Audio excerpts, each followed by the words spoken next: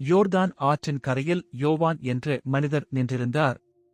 அவர் ஒட்டகமுடி ஆடை அணிந்து தேவனுடைய வார்த்தையை மக்களிடம் சொன்னார். பாவங்களை விட்டுவிட்டு தேவனுடைய வழியில் நடவுங்கள் என்று அவர் அழைத்தார்.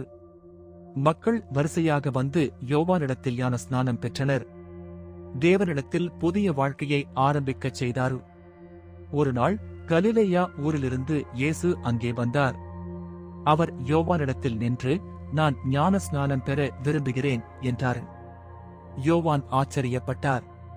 அவர் சொன்னார், கர்த்தாவே, நான் தான் உம்மிடத்தில் ஸ்நானம் பெற வேண்டும். ஆனால் நீங்களா என்னிடம்?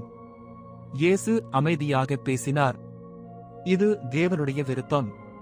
நாம் அதை நிறைவேற்ற வேண்டும். யோவான் இயேசுவை யோர்தான் ஆற்றில் ஞான ஸ்நானம் செய்தார். இயேசு தன் கண்களை மூடி தேவனுடன் பேசிக் கொண்டிருந்தார். அந்த இடம் அமைதியால் நிரம்பியிருந்தது. அந்த நேரத்தில் வானம் திறந்தது. ஒரு வெள்ளை புறா வானத்திலிருந்து இறங்கி இயேசுவின் மீது இறங்கியது. அனைவரும் அதைக் கண்டு அதிசயித்தனர். அப்போது வானத்திலிருந்து ஒரு சத்தம் கேட்டது. இவர் என்னுடைய நேசகுமாரன், இவரில் பிரியமாயிருக்கிறேன் என்று உரைத்து, அந்த வார்த்தைகள் அனைவரின் இதயத்தையும் தொட்டன.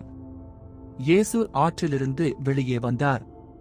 அவரின் முகத்தில் அமைதி, ஒளி, மகிழ்ச்சி தெரிந்தது. மக்கள் அமைதியாக அவரை பார்த்து நின்றனர்.